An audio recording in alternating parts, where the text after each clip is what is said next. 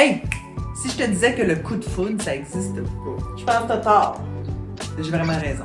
Écoute, je t'explique. En fait, le coup de foudre, c'est un concept qui est un peu... je vais l'expliquer dans mes mots, là, mais on ne peut pas tomber amoureux soudainement de quelqu'un qu'on ne connaît pas. Okay? Ça, c'est une base. Parce que tu mettrais-tu ta vie entre les mains de quelqu'un que tu connais pas? Ben non. Pourquoi? Ben parce que tu le connais pas.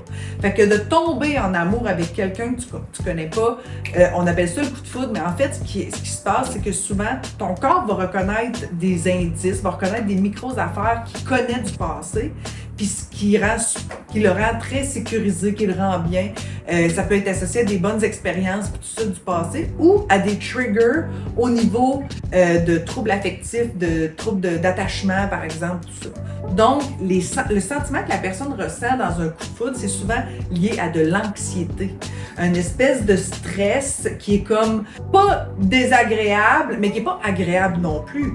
Parce que souvent, c'est très épuisant comme émotion. La personne va se questionner beaucoup, elle a peur de se faire rejeter, elle marche sur des œufs. Oh mon Dieu, c'est l'homme de ma vie. Puis là, il va y avoir comme une espèce de dynamique un peu toxique là-dedans. Ben, puis de là l'importance, je pense, de prendre le temps de se questionner sur comment je me sens présentement, tu sais, une émotion, quand c'est aussi intense, c'est questionnable. Que ça soit positif, que ce soit agréable ou désagréable comme émotion, quand c'est aussi intense, c'est que ça soulève quelque chose dans le toi qu'il faut que tu ailles explorer, puis qu'il faut que tu ailles comprendre avant de prendre une décision, avant de t'engager dans une relation, par exemple, tu sais.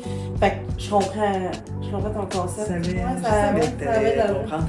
Mais c'est ça. Fait que fais attention, prends pas de décision sur le coup d'émotion. Nadia amène un super de bon exemple. C'est vrai que quand tu as une émotion qui est très intense, que ce soit négatif ou positif, c'est pas là que tu dois te brancher parce que quand tu as sûrement déjà vécu une colère à un moment donné, puis ta colère était comme complètement démesurée pour la situation, tu es probablement dans une blessure à ce moment-là. Et l'inverse est aussi vrai. Quand tu tombes très, très, très, très heureux pour quelque chose, puis que c'est comme un peu surdimensionné, ben peut-être que ça parle de quelque chose aussi. Fait que sois attentif.